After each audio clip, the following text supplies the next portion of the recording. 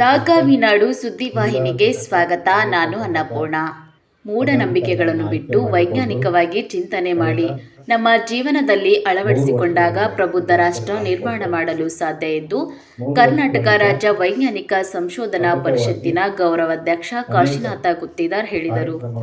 ಪಟ್ಟಣದ ಸಭಾಂಗಣದಲ್ಲಿ ಕರ್ನಾಟಕ ರಾಜ್ಯ ವೈಜ್ಞಾನಿಕ ಸಂಶೋಧನಾ ಪರಿಷತ್ತಿನ ಕಾರ್ಯಕಾರಿಣಿ ಸಭೆ ಮತ್ತು ನೂತನ ಪದಾಧಿಕಾರಿಗಳ ಸನ್ಮಾನ ಕಾರ್ಯಕ್ರಮದಲ್ಲಿ ಮಾತನಾಡಿದ ಅವರು, ಇತ್ತೀಚಿನ ದಿನಗಳಲ್ಲಿ ವಿದ್ಯಾವಂತರೇ ಅತಿ ಹೆಚ್ಚು ಮೂಢನಂಬಿಕೆಗಳಿಗೆ ಮೊರೆ ಹೋಗಿ ವಂಚನೆಗೆ ಒಳಗಾಗುತ್ತಿದ್ದಾರೆ. ಮಾಟ ಮಂತ್ರ ಪಿಶಾಚಿಗಳಂತಹ ಮೂಢನಂಬಿಕೆಯನ್ನು ಬಿಡಬೇಕು. ಅಲ್ಲದೆ ನಾಗರ ಪಂಚಮಿಯಂದು ಹುತ್ತಿಗೆ ಹಾಲೆರೆಯುವುದರ ಬದಲು ಹಸಿದ ಬಡ ಮಕ್ಕಳಿಗೆ ಹಾಲು ನೀಡುವುದರಿಂದ ಮೂಢನಂಬಿಕೆ ದೂರ ಮಾಡಬಹುದು ಎಂದು ಹೇಳಿದರು. ಕಾರ್ಯಕ್ರಮದ ಕುರಿತು ತಾಲೂಕಾಧ್ಯಕ್ಷ ಶಾಂತಕುಮಾರ್ ಮಳಖೇಡ ಮಾತನಾಡಿದರು. ವಿರೂಪಾಕ್ಷ ರುದ್ರಬೆಣ್ಣಿ ನಿರೂಪಿಸಿದರು. ಅನಂತನಾಗ್ ದೇಶಪಾಂಡೆ ಸ್ವಾಗತಿಸಿದರು. ಜಗದೇವ ಕುಂಬಾರ್ ವಂದಿಸಿದರು. ಈ ಸಂದರ್ಭದಲ್ಲಿ ಸಂಘದ ಅನೇಕ ಪದಾಧಿಕಾರಿಗಳು ಇದ್ದರು. ವರದಿ ಅನಂತನಾಗ್ ದೇಶಪಾಂಡೆ, ಚಿತ್ತಾಪುರ. ಬಸವ ಪಂಚಮಿಯಾಗಿ ಆಚರಣೆ ಮಾಡ್ತಕ್ಕಂಥದ್ದು ಚಿತ್ತಾಪುರ ತಾಲೂಕಿನಲ್ಲಿ ಬಹಳ ವಿಶೇಷವಾಗಿ ಅದು ಬಹಳ ಚರ್ಚೆಗೆ ಗ್ರಾಸ ಕೂಡ ಆಯಿತು. ಪತ್ರಿಕೆಯಲ್ಲಿ ಕೂಡ ಯಾವ ತರ ಸುದ್ದಿ ತಾವು ಗಮನಿಸಬಹುದು. ಒಂದು ಕಡೆ ಒಟ್ಟು ಹಾಲೆರೆಯುವ ಸುದ್ದಿ ಬರ್ತದ್ರ, ಇನ್ನೊಂದ್ ಕಡೆಗೆ ಒಟ್ಟು ಹಾಲು ಎರೆದು ಹಾಲನ್ನ ವೇಸ್ಟ್ ಮಾಡ್ಬೇಡ್ರಿ, ಆ ಹಾಲನ್ನ ಬಡ ಮಕ್ಕಳಿಗೆ ಕೊಡ್ರಿ, ಒಂದಿಷ್ಟು ಅದಕ್ಕ ಒಂದು ಪೌಷ್ಟಿಕ ಆಹಾರ ಕೊಟ್ಟಂಗ ಆಗ್ತದೆ ಬಡ ಮಕ್ಕಳಿಗೆ ಅಂತಕ್ಕಂಥ ಒಂದ್ ಕಡೆ ಈ ಸುದ್ದಿ, ಒಂದ್ ಕಡೆ ಆ ಸುದ್ದಿ. ಹೀಗಾಗಿ ಆ ಒಂದು ಸಂದರ್ಭದಲ್ಲಿ ಬಹಳಷ್ಟು ಚರ್ಚೆ ಗ್ರಾಸ ಆಗ್ತಕ್ಕಂಥ ಈ ಒಂದು ಬಸವ ಪಂಚಮಿ ಕಾರ್ಯಕ್ರಮ ಇಲ್ಲಿ ಎಲ್ಲರಿಗೂ ಗೊತ್ತಿರ್ತಕ್ಕಂಥದ್ದು. ವೆಹಿಕಲ್ ನಟರಾಜ್ ಅಂದ್ರ ಎಲ್ಲರಿಗೂ ಗೊತ್ತು. ಅವ್ರೇನು ರಾಜಕಾರಣಿ ಅಲ್ಲ, ಅವ್ರೇನು ಮಂತ್ರಿ ಅಲ್ಲ, ಅವ್ರೇನು ಸಚಿವರಲ್ಲ, ಏನ ಅವರಲ್ಲಿರ್ತಕ್ಕಂಥ ಕಲೆ ಅದು ಬಾಡಿಗೆ ಅಂತಾರ. 100 ವರ್ಷ ದಾಟಿದ್ರ ಮ್ಯಾಲ ಒಬ್ಬ ವ್ಯಕ್ತಿ ಶ್ರೇಷ್ಠ ವ್ಯಕ್ತಿ ಜನನ ಅಂತ ಹೇಳಿ ನಾವು ಇಂದ ಹೇಳಿರ್ತಕ್ಕಂಥ ಮಾತು. ಒಂದು ಶ್ರೇಷ್ಠ ವ್ಯಕ್ತಿ, ಒಂದು ವಿಶಿಷ್ಟ ವ್ಯಕ್ತಿ ಜನ್ಮ ತಾಳಬೇಕಾದ್ರೆ 100 ವರ್ಷ ಬೇಕಾಗ್ತದೆ. ಹೀಗಾಗಿ ಇವರು ಕೂಡ ನಮ್ಮ ರಾಜ್ಯದ, ನಮ್ಮ ದೇಶದ ಒಂದು ದೊಡ್ಡ ಆಸ್ತಿ. ವಿಕಲ್ ನಟರಾಜ್ ಅಂತ ಅವರ ಬರೇ ಹೆಸರಲ್ಲ, ಒಂದು ಶಕ್ತಿ ಅಂದಾಗ ನಮ್ ಇಂಥವ್ರು ನಮ್ಮ ದೇಶದ ದೊಡ್ಡ ಸಂಪತ್ತು ಅಂತ ನಾವು ಕರೀಬಹುದು. ಯಾಕಂದ್ರ ನೋಡ್ರಿ, ಎಲ್ಲರೂ ಸಮಾಜದ ವಿವಿಧ ಕ್ಷೇತ್ರಗಳಲ್ಲಿ ಅನೇಕರು ತಮ್ಮನ್ನು ತಾವು ಗುರುತಿಸಿಕೊಂಡು ಅನೇಕ ಸಾಧನೆಗಳನ್ನು ಮಾಡ್ಯಾರ. ಅದರಲ್ಲಿ ವಿಶಿಷ್ಟವಾಗಿ ಇಂದಿನ ಒಂದು ಸಮಾಜ, ದೇಶ, ಒಂದು ರಾಜ್ಯ, ತಾಲೂಕು, ಜಿಲ್ಲಾ, ಹಳ್ಳಿ ಯಾವುದೇ ಆಗಿರುತ್ತೆ, ಎಲ್ಲ ಕಡೆ ಏನಾಗುತ್ತದೆ ಮೂಢನಂಬಿಕೆ ಅಂತ ಬೇರೆ ಊರಲ್ಲಿ ಕಿತ್ತಾಕ ಸಾಧ್ಯನೇ ಇಲ್ಲ. ನನ್ನ ಪ್ರಕಾರ ಕಿತ್ತಾಕ ಸಾಧ್ಯನೇ ಇಲ್ಲ.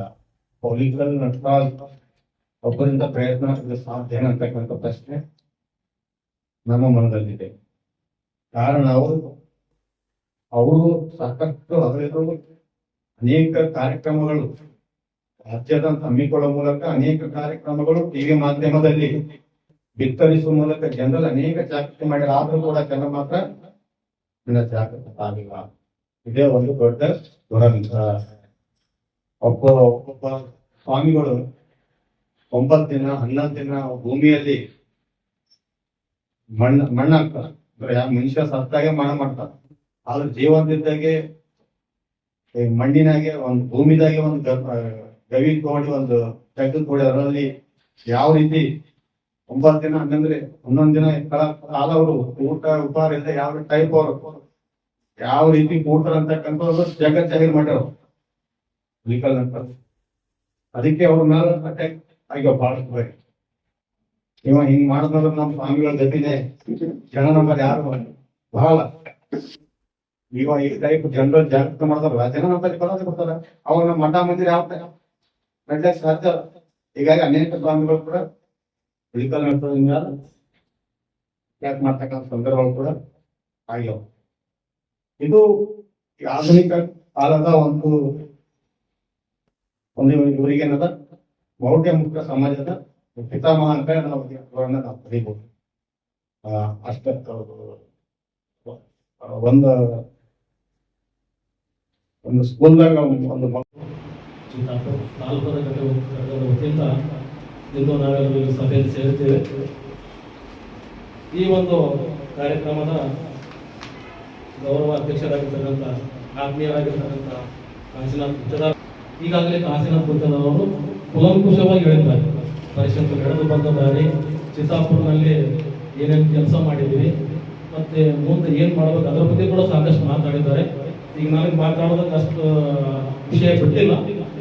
ಮತ್ತು ಇನ್ನೊಂದು ಏನಂದ್ರೆ ಈಗಾಗಲೇ ಸಾಕಷ್ಟು ಜವಾಬ್ದಾರಿ ಇರ್ತಕ್ಕಂಥವ್ರು ಈಗ ಬಂದಿದ್ದಾರೆ. ಯಾಕಂದ್ರೆ ಒಂದು ಕಾಲೇಜ್ ಇದೆ ಮತ್ತು ಸ್ಟೂಡೆಂಟ್ಗಳಿಗೆ ಕ್ಲಾಸ್ ತಪ್ಪಿಸಿ ಕೂಡ ಬಂದಿದ್ದಾರೆ.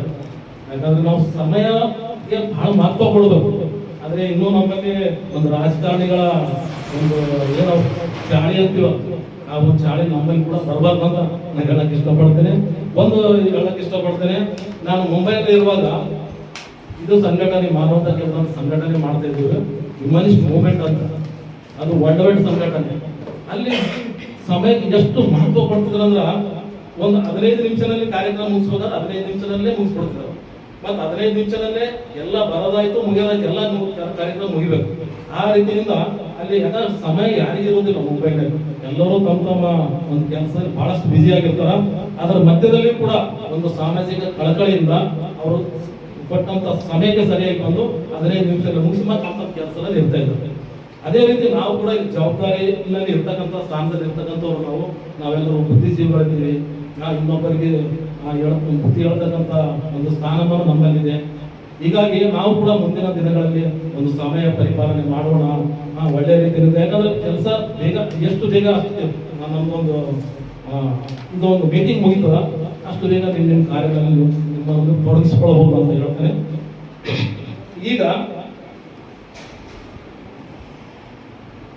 ಈಗ ನಮಗೆ ಕೆಲವು ಸಂವಿಧಾನದಲ್ಲಿ ಕೆಲವೊಂದು ಹಕ್ಕುಗಳಿವೆ, ಮೂಲಭೂತ ಹಕ್ಕುಗಳು. ಅದೇ ಪ್ರಕಾರ ನಮಗೆ ಕೆಲವೊಂದು ಕರ್ತವ್ಯದ ಹಕ್ಕುಗಳು ಕೂಡ ಇವೆ. ಕರ್ತವ್ಯದ ಹಕ್ಕುಗಳಲ್ಲಿ ಏನಪ್ಪಾ ಅಂದ್ರೆ ವೈಜ್ಞಾನಿಕ ದೃಷ್ಟಿಕೋನ, ಮಾನವೀಯತೆ, ವೈಚಾರಿಕತೆ ಮತ್ತು ಪರಿಪೂರ್ಣವಾದ ಸುಧಾರಣೆಗಳನ್ನು ಪಾಲಿಸುವುದು ನಮ್ಮೆಲ್ಲ ನಾಗರಿಕರ ಕರ್ತವ್ಯವಾಗಿದೆ. ಅದಕ್ಕೆ ನಮ್ಮ ಕಣ್ಣೆದರೆ ಏನೇ ಒಂದು ಮೂಢನಂಬಿಕೆ ಇರಬಹುದು, ಅವೈಜ್ಞಾನಿಕವಾಗಿ ನಡೀತಕ್ಕಂಥ ಸಂಗತಿಗಳು ಇರಬಹುದು, ಕಂಡಾಗ ಅವುಗಳನ್ನು ಖಂಡಿಸಬೇಕು. ಅವುಗಳ ಬಗ್ಗೆ ವೈಚಾರಿಕ ಮನೋಭಾವನೆ, ದೃಷ್ಟಿಕೋನ, ವೈಜ್ಞಾನಿಕ ದೃಷ್ಟಿಕೋನ ಇವೆಲ್ಲವನ್ನು ನಾವು ಮೈಗೂಡಿಸಿಕೊಂಡು ಜನರಿಗೆ ಆದಷ್ಟು ಅರಿವಿನ ಕೆಲಸ ಮಾಡಬೇಕು. ಈ ನಿಟ್ಟಿನಲ್ಲಿ ಒಂದು ವೈಜ್ಞಾನಿಕ ಸಂಶೋಧನಾ ಪರಿಷತ್ತು ಜನ್ಮ ತಾಳಿದೆ. ಇದಕ್ಕೆ 4 ವರ್ಷ ಆಯಿತು.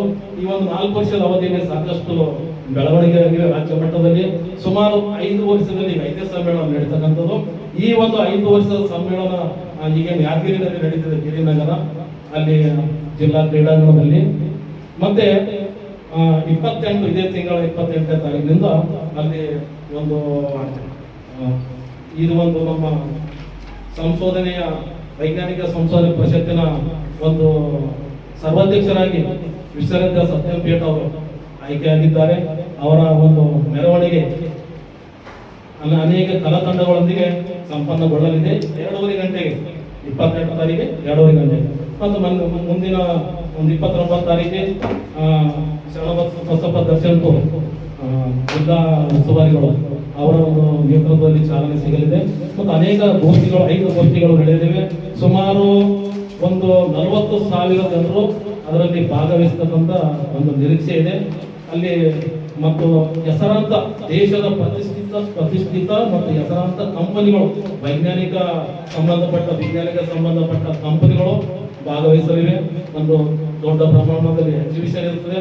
ನಾವು ಎಲ್ಲರೂ ಅದರಲ್ಲಿ ಭಾಗವಹಿಸೋಣ. ಹಾಗೆ ನಮ್ಮ ಮಕ್ಕಳು ಅವರು ಕೂಡ ಕರ್ಕೊಂಡು ಬರ್ಬೋದು. ಮಕ್ಕಳಿಗೆ ಅಲ್ಲಿ ಮಕ್ಕಳು ಕೂಡ ತುಂಬಾ ಮಕ್ಕಳು ಭಾಗವಹಿಸ್ತಾರೆ, ವಿಜ್ಞಾನಿಗಳು ಭಾಗವಹಿಸ್ತಾರೆ, ವೈದ್ಯರು, ಪ್ರತಿಷ್ಠಿತ ಎಲ್ಲ ಕಂಪನಿಗಳು ಸಿಬ್ಬಂದಿಗಳು ಕೂಡ ಅಲ್ಲಿ ಭಾಗವಹಿಸ್ತಾರೆ, ಸಾಹಿತಿಗಳು ಇರ್ತಾರೆ, ಕವಿಗಳು ಇರ್ತಾರೆ, ಎಲ್ಲಾ ಸ್ಥಳದ ಜನರಲ್ಲಿ ಇರ್ತಾರೆ. ಹೀಗಾಗಿ ಇಂಥ ಒಂದು ಅವಕಾಶ ನಮ್ಗೆ ಸಿಕ್ಕಿದೆ. ಇದು ಪಕ್ಕದ ಒಂದು ಜಿಲ್ಲೆ ಇದೆ. ಇಂಥ ಒಂದು ಅವಕಾಶವನ್ನು ನಾವು ಕಳೆದುಕೊಳ್ಬಾರ್ದು. ಯಾಕಂದ್ರೆ ಬೆಂಗಳೂರು ಆ ಕಡೆ ಈ ಕಡೆ ನಾವು ಹೋಗಕ್ಕಾಗಲ್ಲ, ಈಗ ಸಮೀಪ ಇದೆ. ನಮ್ದು ಸ್ವಲ್ಪ ಸಮಯ ತೆಗೆದುಕೊಂಡು ಹೋಗ್ಬೋದು. ಮತ್ತೆ ಇನ್ನೊಂದು ಗೌರ್ಮೆಂಟ್ ಸರ್ವೆಂಟ್ ಇದ್ರೆ ಅವರು ಒಂದು ವ್ಯವಸ್ಥೆ ಇದೆ, ಓಡಿ ಅಂತ ವ್ಯವಸ್ಥೆ, ಭಾಗವಹಿಸಬಹುದು.